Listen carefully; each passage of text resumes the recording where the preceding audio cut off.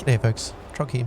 We ran over 1,000 scoured T16 Strand maps to look at the drop rates of the Svalinn, the Adorned, and an Audience with the King. On the side we also put Nico from Delve and Heist on our maps for extra currency. Initially the strat was just put together to cover our costs while we look at the drop rates, but it ended up turning out to be really quite lucrative, so we'll look at that.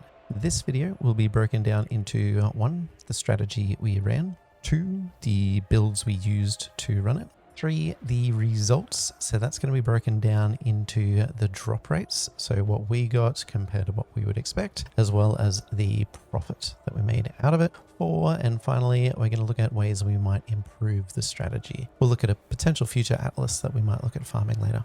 That's it for intros. Let's get into the strategy. The primary target of this strategy is going to be the Svalinn girded tower shield. When we look that up on trade, the cheapest one currently is going for 115 divine. That's fairly consistent between 115 and 120 seems to be the going rate for them. It was around 11,000 chaos a week into this league, which was around 70 divine at the time. So it has a lot of value both early in the league and late in the league as well. Now, how do we get it to drop?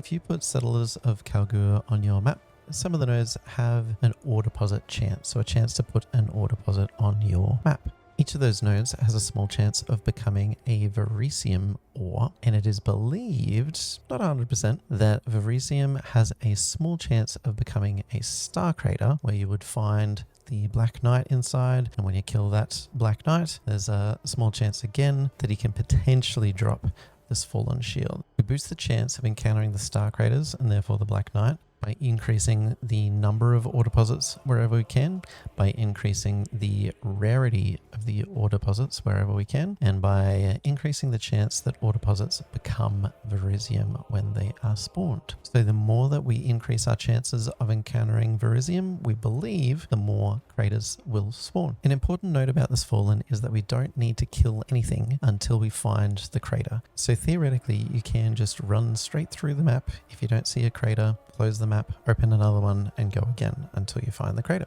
That will be the premise of the farm, moving as fast as we can and wasting as little time as we can, killing unnecessary mobs. To do that on a budget, we'll use 1 character to do the running. And then every time we encounter an event where we need to kill something, we'll swap to a second character, which in this case was our league start character. It can be anything that can kill a boss. We'll explain those characters in more detail later on in the video. The other mechanics we've chosen specifically because either like Star Craters, you don't need to kill anything until you encounter a rare event, or you don't need to kill anything at all.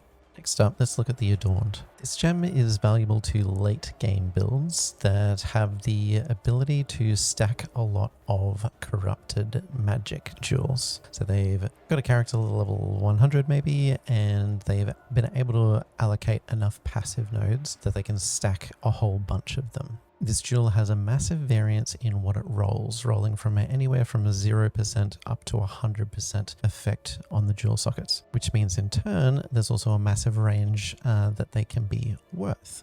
For R means essentially any rolls under 75%, that's where it first starts being sold at 1 divine, isn't going to be worth us picking up. If we keep on moving up by 5% integers, you see 80% moves up to around 6 or 7 divine. Let's go to 85. We've got around 17 to 18 divine. Looking at 90. Now we're starting to jump up to the 30 to 40 bracket. 95 to 80 div. 98. 135, 99. There isn't any 99s, but the 100s are looking like selling at around 1 full mirror. So if you hit that 1 out of 100 chance, you're doing quite well. But essentially, everything upwards of about 85%, you're going to get excited about the drop.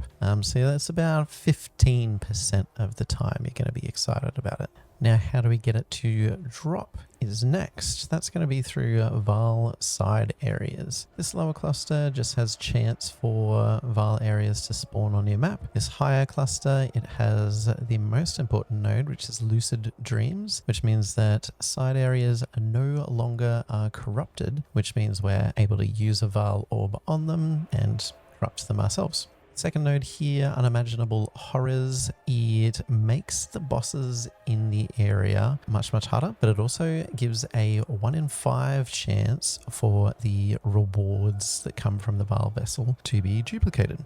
Now, when we use the Vaal Orb on a side area, it has a small chance to have a few different things happen to it. One is no change to occur. Next is it can turn into a rare side area. And then next is it can turn into a unique side area. Of those unique side areas, there's 3 different ones. 2 of them we don't care about. One of them is called Bane of Chaos. If we get Bane of Chaos, it'll give us the chance to go through and fight Uber at Ziri. And if we kill Uber at Ziri, then the Vaal vessel will have a guaranteed chance, 100% chance, of an Adorned jewel dropping. If we are spec'd into Unimaginable Horrors, that fight with Uber at Ziri is going to be harder, but we're going to have a 1 in 5 chance that the Adorned jewel is going to be duplicated when it drops out of the Vaal vessel. Now, an important note for both Uber at Ziri and the Black Knight is that if you die to either of them, you'll end up getting spawned back outside the entrance to the area, and you won't get taken back to your hideout.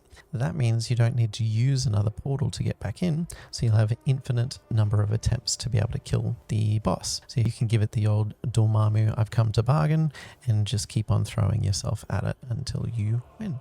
You can do a test run of Uber at Ziri if you want to by putting 4 mortal fragments into the map device.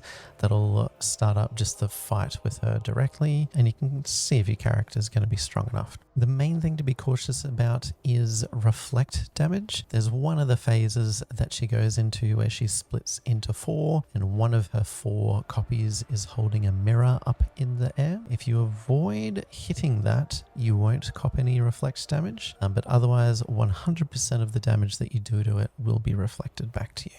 Last drop rate focus that we're going to have is going to be on the ritual. We're going to be looking for an audience with the king. These sell for around 2 divine each at the moment, and they are dropped from Nameless Rituals. Nameless Rituals are one of the few rituals that contain special rewards. So we're going to be selecting all of the ritual nodes that we can to increase the spawn rate, make it a 100% chance for ritual to spawn on the map. We're taking both of these points up here to increase the chance of special rewards or altars with special rewards. We're going to take this node up here to make sure there are 4 rituals on each map, just to make sure we get enough tribute. And also to increase our tribute, we're going to be getting Immutable Dogma and Unanswered Appeals. This does mean we will not be able to re-roll our rituals, but it will mean that we will be guaranteed to be able to purchase the audience with the king when it does spawn. When we're moving through the map, we'll be able to see if the ritual is a nameless ritual without killing any of the mobs. Essentially what we'll be looking for is a tower with a buffalo head kind of shape, and along with that there'll be a second head on top, a second smaller skull. You'll see the buffalo head totems are fairly common, but it will be rare to see a buffalo head with a second skull on top. Those will be your nameless rituals. When we see them, that'll be our sign to swap to our second character, because we're going to clear the rituals in that map. As we clear each of those rituals, it'll start to unlock the items inside to be able to be purchased. We'll always need to clear at least 3 of them for our audience to be able to be purchased though. The most expensive I've seen them get to is around 7,600 tribute. But the cheapest I've seen them get to is around 4,000. So once we've cleared 3, we're still going to open it up and have a look. We had some excess Atlas points left over, so we chose 2 more mechanics that we don't need to kill any mobs at all. One of those is going to be Heist, where we're looking for deception contracts, blueprints, and rogue markers. And then we're also going to put Delve on the map. The reason that we've got Delve on the map is largely because of mining byproducts. So each time we click on one of the sulfite mines, it's going to give us a little bit, or there'll be a 10% chance for an equal amount of azurite to come with it. That azurite is going to be stored with Nico, and when we go to Nico at the very end, this is now empty because I've already sold them all, but this azurite number will gradually creep on up as we click on the nodes, and we'll be able to purchase primitive chaotic resonators, which in turn we'll be able to sell back at Faustus. I debated about whether I'd put lost shipments in or not, because it will be taking away an ore deposit from the map each time it spawns, and that'll be a small chance of it removing a Verisium ore, and a small chance therefore of losing a fight with the Black Knight and a potential Svalinn shield. In this case though, we've popped it on just to see what kind of currency it's actually producing, to help us weigh up the pros and the cons a little bit more. For the highest maps, we are getting pretty much all of the nodes. The nodes that we haven't gone for is we're not worried about Huck following us through, and we're not worried about the job level of any of the contracts that we receive. So we're leaving those unassigned as well.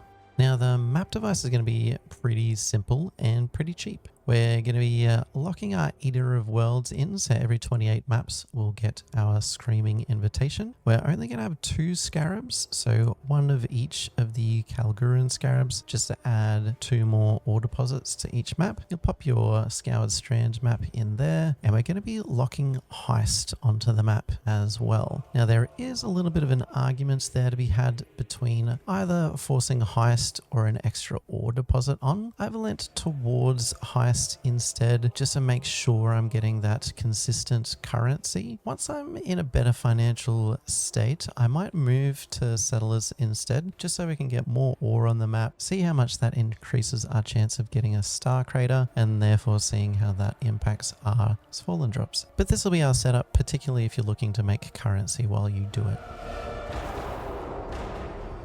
Now, what did we farm this with? I'll be honest, the goal of this video is not to provide a full build guide on these 2 builds, but I'll give a quick summary so you can get an idea of what I used. I'll try and put links in the description for both of the builds, along with the build guides that I took the information from to be able to make them. Now, first one here we're going to talk about is the Runner. Now, this is a Pathfinder. Key items we're looking at here is the Queen of Forest and a whole bunch of movement items. So Petua, Ichimochi, I don't even have 35% boots. So Devotos is another movement item. So a lot of these it picks are just big movement items. We do have a little bit on there to stop it from dying. So Defiance of Destiny is definitely one of the big spends on this build, just to help us from dying halfway through the map. We're not focused at all on doing any damage. This character is quite bad at it. We're just moving as fast as we can. So we're sitting on around 340 to 350 movement speed down here, just to help us run through the maps a little bit quicker than normal. Other big spends on this will be the Brutal Restraint, if you're trying to get as many increases to movement speed as you possibly can.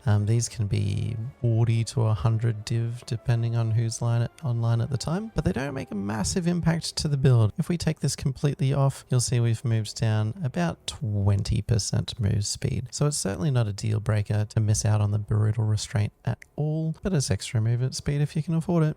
All in all, I think it's pretty reasonable to be able to spend about 20 div and have a 3 to 400 move speed character. Now you can find your own high movement speed character by searching Heist Runner in YouTube, Google, whatever you prefer to look at stuff on. I personally found the best guide for me was through a content creator called Zen_M. Their links are going to be in the description below.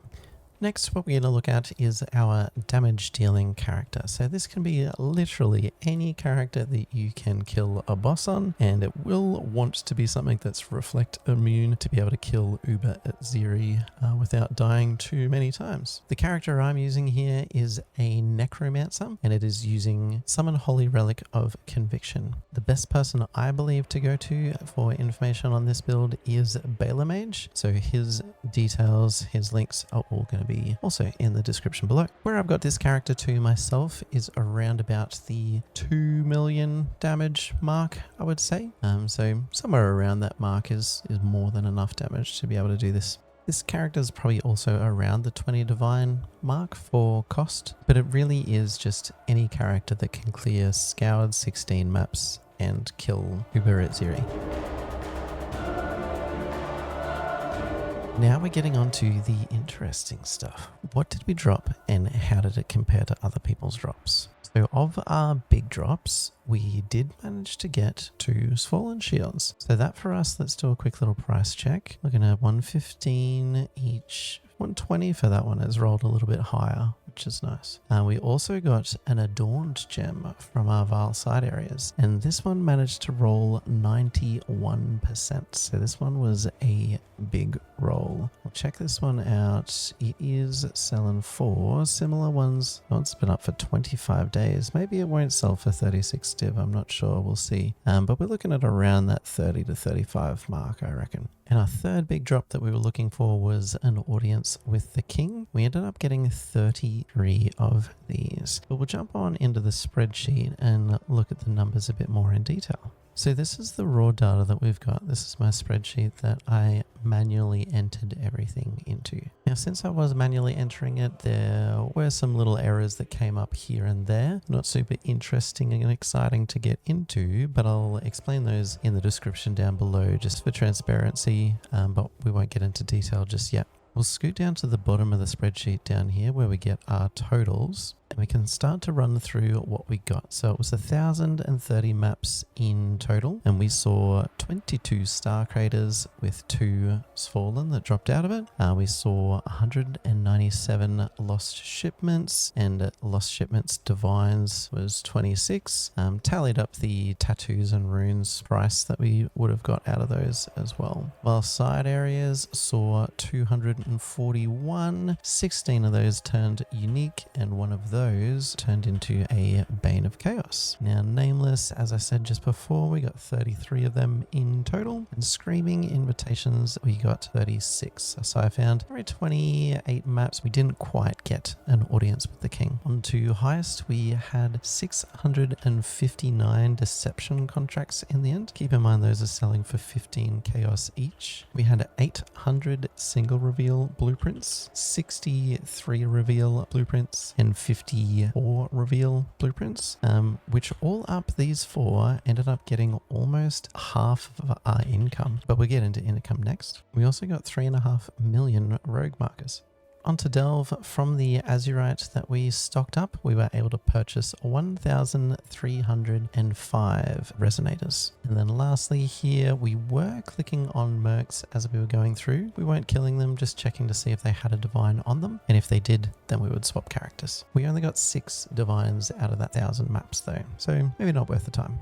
Now let's break those numbers down a little bit more. So looking specifically here at the Svalinn, we had a total of 2 out of those 1,000 maps, and we had those 22 craters. So worked out a 9.1% chance of us getting a Svalinn out of a crater, and that means a 0.2% chance per map. Although you have to take into consideration with that we didn't have ore nodes on the map device, and we were also taking lost shipments, so we would have lost a few craters from that.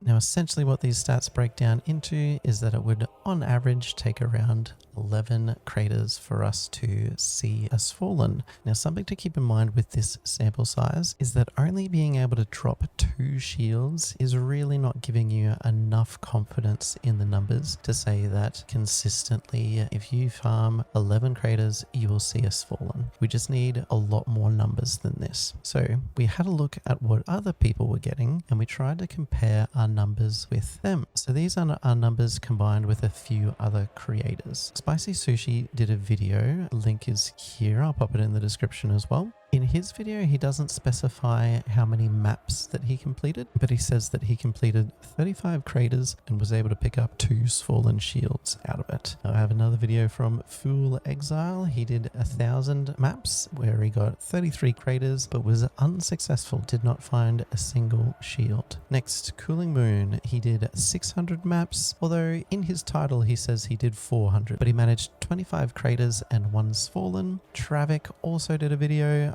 Didn't mention how many maps, but he said out of 22 craters, he had not seen 1 Svalinn, and then that's combined with my numbers, 1,000 maps, 22 craters, and 2 Svalinn. So looking at that, it would look like I did get quite lucky with my 2 shields. But it sure felt lucky early on because the 2 shields that I got both in the first 200 maps that I ran. Now the bottom line here, the total is, I would say, the most interesting number. We've combined all of these together. So I wasn't able to combine the map total as there were a few unknowns in there, but based off the craters and the total Svalinn, it helped us to get a bit more of a broader number with a bigger sample size. And it's putting our guess somewhere around the 3.6% mark for the chance to get a Svalinn out of a crater, which then would mean you're roughly looking at, on average, around 27 craters to be able to get your Svalinn to drop. Now I have every intention of continuing this strat for a bit longer. I'll try to keep on building our sample size to help contribute to this table in a larger way.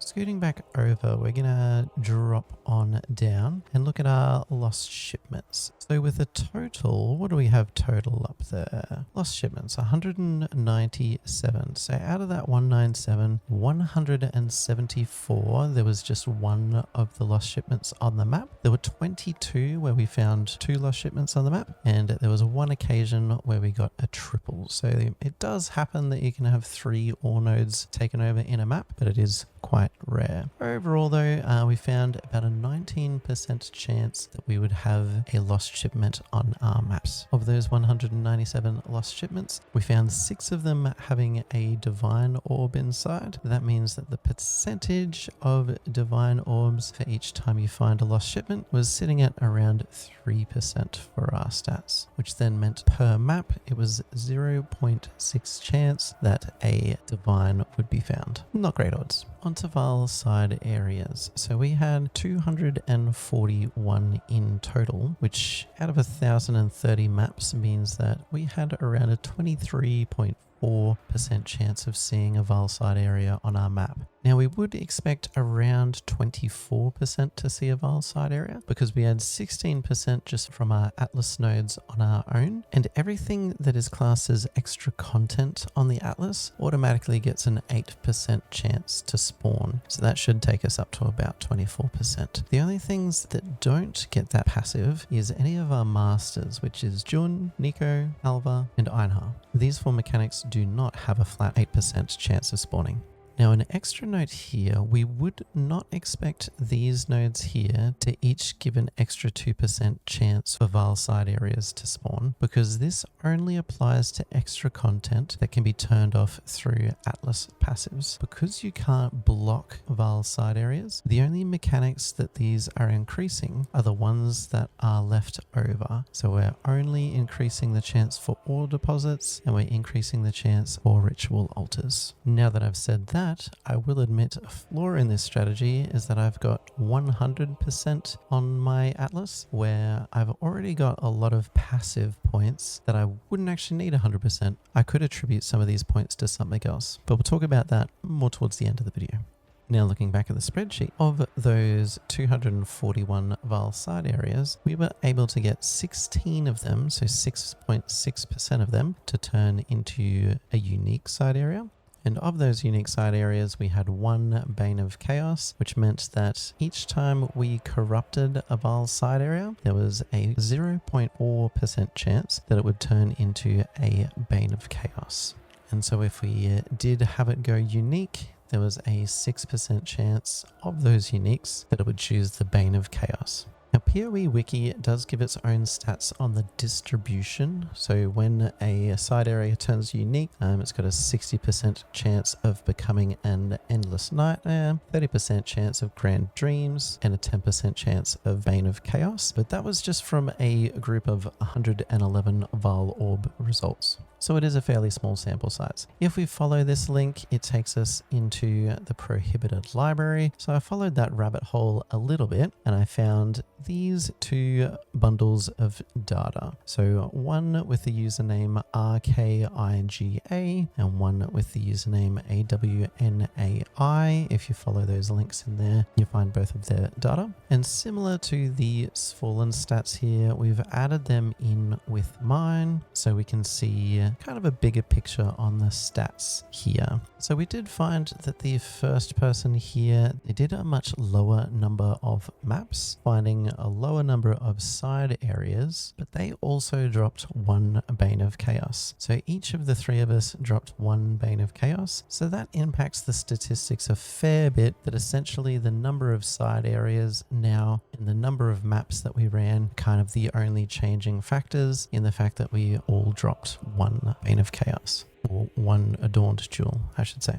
Now, joining all of these stats together, this gives us a bit of a larger sample size to work with. We have pulled apart some of the drop rates on this. So out of our now 2006 maps in total, we found there was a 23.8% chance of spawning a Vaal Side Area. So that's looking in line with our expectations. In our maths, we weren't looking at no change or 8 mod. And we also didn't break down the distribution of Endless Nightmare or Grand Dreams. I did track the total number of uniques. So I've put it in this way to contribute to the stats on unique chance versus Bane of Chaos chance, but it can't really be used to get an idea of the distribution.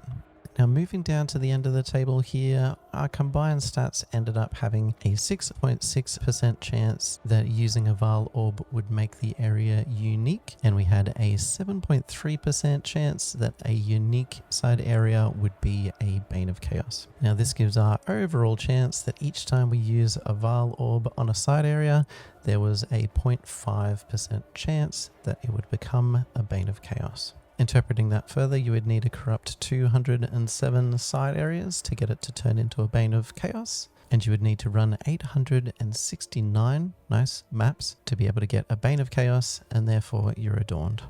Now, similar to Svalinn stats, I think both of these sets of information don't quite have enough in them for us to be confident that this is the solid drop rate. Having 5 total Svalins and 3 total Adorns, it isn't the sample size that we're looking for to be able to get solid numbers off this. So we will be looking at doing more runs to be able to get a larger sample size to get a better idea of what's actually the drop rate over here. Moving on down the list, we've got Ritual here. Now, we were forcing Ritual onto the map, so of the 1030 maps, we had 1030 rituals. Of that, 33 of them were Nameless Rituals, which meant that there was a 3.2% chance per map that our ritual would be nameless. So that means you would need to run, on average, 31 maps to get a nameless one. Moving on down to Heist. Out of our 1030 maps, we found 659 deception contracts. So that's a 64% chance that your map will have a deception contract. 800 single reveals. So that now we're looking at 77% chance per map. We had 63 reveal blueprints. So that's 5.8% chance. And 54 reveal blueprints. So 4.9% chance. Out of our 3.5 million rogue markers, that broke down to 3,301 rogue markers per map. So overall, running this strat, we found a total of 910 blueprints, which means each time you run a map and you force Heist onto it, you have an 88.3% chance that it's going to drop a blueprint of some description, and a 64% chance that it will also drop a deception contract, which is pretty good odds. This is starting to get into a bit more of a sample size that we're getting a bit more confident on these numbers. Now lastly, Delve stats on them. We farmed enough Azurite to be able to buy 1,305 resonators. So that averages out to 1.3 resonator for each map that we did. Keep in mind that Delve does have those additional bonuses. If we look at Packed with Energy down here, we are getting more damage, more movement speed, and more maximum elemental resistance for each stack of sulfite that we get. There should be 3 in every map, so we get a fair bit of movement damage and resist. Alright, so that's the drop rates about sorted. I will say there are some numbers in there with some pretty big variance, especially when we're looking at other people's results. So I'm keen to keep on building my own data set on this, so I can be confident on the methods that we used, and I can back it up with video evidence if needed. Something else I'll be looking into in the future is how to parse my game logs with a Python script. Essentially what this does is read events that have occurred through the map after the fact, and it can be a way to kind of create a spreadsheet automatically, and that'll remove the human error element of me remembering to enter information into the spreadsheet as I go. Now, the moment you have all been skipping to, or waiting for, depending if you're patient, is profit. When we purchased everything initially, so that is buying the maps, the scarabs, and predicting the costs that we would spend in the map device, Divine were worth around 200 chaos orbs. That number's dropped down considerably, down to closer to 140 chaos orbs, but the price of maps hasn't really shifted too much. So that has meant that our investment now is closer to 91 divines that we would have spent if we bought everything at their current value. Since we're looking at selling everything at their current value, it's only fair to use that number now. Moving down to the bottom of the spreadsheet here, we have our total profit. So we've got our current price of div to chaos here, which had it at 145. We might just update that now and double check with Faustus 139 and 141. So we might call that a clean 140 for our numbers to date. Now each of these mechanics has been broken down to see what its total is. So we'll see the total divine that we brought in with it, as well as the breakdown of kind of what each component of that mechanic brought in on its own. Alright, so the shipments, that's the lost shipments. We've broken that down into the tattoos, the runes, and the divine. There was some other currency that we picked up, but we haven't factored it in here.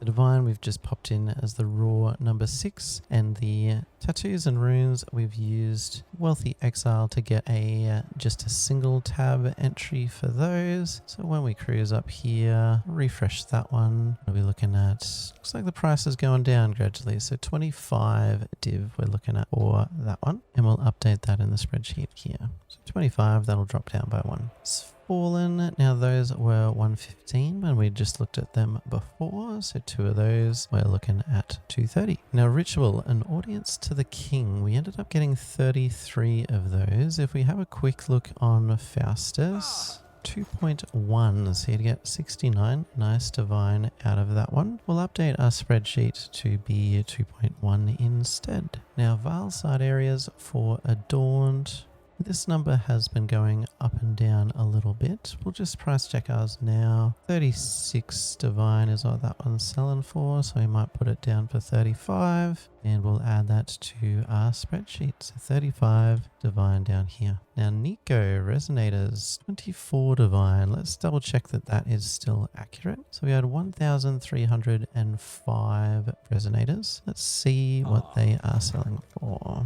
24 still, so 54 is currently accurate.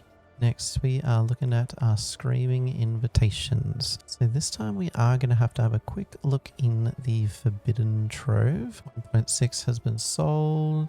1.5. So 1.5 to 1.6. I'm going to go 1.5 to be on the safer side. Move on down here, 1.5, and that's what it was already. So we'll keep that as is for the invitations, 54 divine out of them. Now we were clicking on random mercenaries throughout, so we ended up getting 6 divine from them, adding that in here, and that exists in our stash just here. Now the next one we're going to move to here was a little bit unexpected, I'll be honest, for me, was just how much currency Heist was actually going to bring in for us. Now we were adding it to our map device, so we were investing a fair bit of currency to it, but we ended up getting 418 divine worth out of Heist. We'll run through these numbers and just double check they are accurate. Once again, we're going to have to use the Forbidden Trove Discord to get our numbers. Now, having a quick scan through right now, it's looking like deception contracts have moved up to 20 chaos each from their previous 15. So we're going to correct that here, up to 20 chaos. Single reveal blueprints are still looking like 30 chaos, so we'll keep that as they are. 3 reveal blueprints, I'm comfortable with sticking at 0.9 for them for now. And 1.3 for the 4 reveals is looking fair. Now rogue markers, we were looking at 60,000 per divine before. Let's see what we're at now. Looks like a seller's market at the moment, to be honest. I think we would sell for around the 60k mark because there's nobody selling currently. So we will keep that stat the same. Now, all of that being considered, that brings us to a total of 441 divine, which gives us a total chaos of a bit over 61,000, which gives us around 60 chaos per map that we're running. Just Heist alone is producing, which for the 6 chaos a map to put it on there, this is more than sufficient. So by spending 6 chaos to force it onto our map, we're getting 60 chaos back in return. And now looking at that compared to our other strats, 48% of our total income of 923 div will have come from Heist alone. Now our last 2 items here is our miscellaneous stash and our currency tab. So that is once again looking in our wealthy exile. We'll untick this one and select our Misc count, and the currency, when we have a look at that one, should be 34 in total. I'll just do them separately again so I can see which is which. So we've got 19 divine for the miscellaneous count, and for the currency tab, looks like 15. Excellent. Now to show what is included in those 2 stashes, we'll have a quick look on in here. First level, miscellaneous count, what we're looking at in here, a whole bunch of scarabs that dropped, a whole bunch of maps. These uniques, I'm not sure if were counted. I've got a minimum of 10 C items are counted only. A bunch of skill gems mixed in there. All sorts of bits and bobs that you could potentially sell. Now in the currency tab, a lot of this stuff came from floor drops and honestly the lost shipments. I did have a whole bunch of orbs of alteration. Those were coming from a divination card called Society's Remorse, which you get from clicking on Nico's Delve nodes. You have a small chance of one of these dropping. So we turned all of those in to get the alterations in that currency tab. Outside of that, in the 1000 maps that we ran, we did have 1 singular divine show up just on the floor. But otherwise, this is kind of the miscellaneous currency we got. Now within Wealthy Exile, I have done a minimum of 10C. Anything that its group is less than 10C won't be included in these lists. So it should scrape a lot of the bottom of the barrel out of there. Alright, moving back to the profit. So this is the total amount of divine that came out of all of the farming that we did from the 1030 maps. If I take away, this is now subtracting our initial input, which we did as, I think it was 91 divine, 94, sorry. So that's subtracted out of this one, which gives us a total profit of 830 divine. Now that means from our scoured strand maps, T16 scoured strand maps, we had an average of 0.8 divine per map that we ran. We were just running through them, not really killing mobs, just looking for shiny things as we ran. Now part of this profit I do believe is due to the fact that we got a little bit lucky on the Svalinn. From our stats, it should be 1 Svalinn every 27 craters, but we only saw 22 and we got 2 craters. So I think I was a little bit lucky in my Svalinn drops, I'll be honest. So I want to look instead at what happens when you take those lucky drops out. So if you're looking at just the heist, the invitations, Nico, ritual, and lost shipments, what does that now look like in value? Looks like a total profit of 525. Now that is subtracting that 94 div already to get our profit from our investment. That would now mean a bare minimum of 0.51 divine per map that you're running, and that's without any Svalinn, no Adorned, only these consistent drops that we were getting all the time. Now if you can run one of those scoured strand maps in a minute and a half, that is pretty easy to achieve. I was consistently running around a minute per. If you can run a minute and a half, you're looking at 20 divine per hour that you're running. Just running scoured strand maps, picking up your pretty much certain things that you're definitely going to get. You're grinding 20 div an hour while you're waiting for these big drops. That's pretty motivating to me. If you happen to clean up your time a little bit, if you get even faster down to 1 minute per map, you're looking at 31 divine an hour just while you're passively, no big drops, pretty much guaranteed currency coming in. That's pretty huge. And now I even compared that to my actual time, how long it took me to farm 1000 maps. So I did that based off the entire videos that I did. So each of my streams that I did, I took down the time and I didn't play any off stream. So this is my total amount of time that it took me to run through 1000 maps, and this includes doing explanations on how to do things for people. It includes bathroom breaks, lunch breaks. Like, this is just essentially all of the time that my character would have been logged in. If I run my total profit based off that, it is still 25 divine an hour to be stuffing around, doing trades, cleaning up your inventory, cruising through. So I would put a pretty big stamp on approval on this strategy being quite lucrative. Now, if you are looking to aim for that 1.5 minute maps, what you would be looking for is each set of 28 that you do, you'd be looking to complete that in 42 minutes.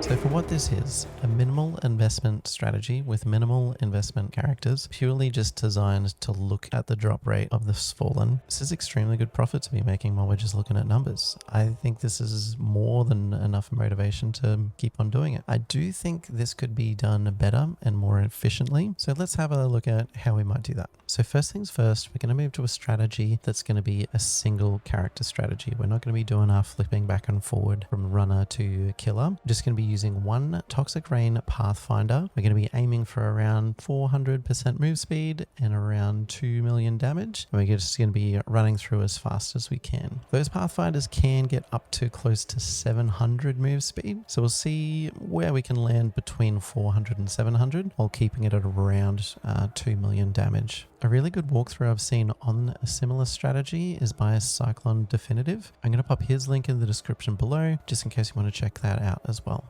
Now these here are going to be the Atlas changes that we're going to make. So this one on the right is my proposed changes. This is what I plan to do. Essentially what we have removed from here is the lost shipments. We no longer have a lost in transit. We've removed Nico, so this path moving through here and any Nico nodes we have removed. We're thinking we won't need that movement speed or damage to get through pretty safe and fast, and we're committing those nodes into Bestiary instead. Now something else that we spoke of before was that each one of these blocking nodes is giving Ritual an extra 2% chance to spawn on the map. So that's 2, 4, 6, 8, 10, 12, 14, 16% just from these blocking nodes. And then we also have that 8% passively on the map to have Ritual show up. So that's a total of 24% that we've got covered. And that means we only need 76% in the Atlas to be able to get Ritual to spawn 100% of the time. So now we've moved some nodes around. Now we've only got 80% chance. So that's more than enough to get it to spawn. And that's allowed us to put those also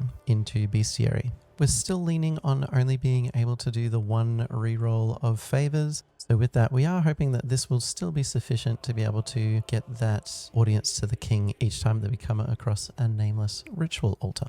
Now for Bestiary, we have taken pretty much all of the nodes. You can see us highlighting there on the new Atlas. Things that we're not too worried about is Einhar coming around to kill things with us. We don't really need it. We're not worried about Deadly Prey. Killing things again and again is going to be painful and annoying. And for now, we're going to trial hunt for Farul to see what our chances of picking up those higher tier wilds beasts are. There's a strong argument for farming Krakic Chimerals instead because they have a much higher occurrence rate than the other ones. But we're going to do a toss-up between the two. So we're going to start with Hunt for Farul at first.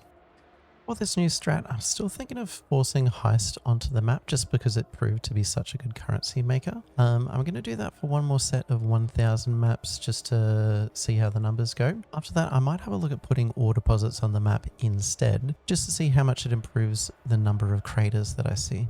For Scarabs, we're going to look at still running 2 ore node Scarabs, and the other 3 will be beast Scarabs. But we'll run through all those in the next video. Now immediately after this, what my plan is going to be is I'm going to go through all of these things that we have dropped. I'm going to try and sell it all. I'm going to see what it actually turns into in liquid currency. If I've finished that quest already, it should pop up in a video link right about here. If I haven't, then I should be doing it now. I'll be live on Twitch most afternoons and weekends, so drop in, say good day, see how it's going. Other than that, if you're stuck around so far, thanks for being here. Like and subscribe if you want more content, and I'll see you in the next one. Bye for now.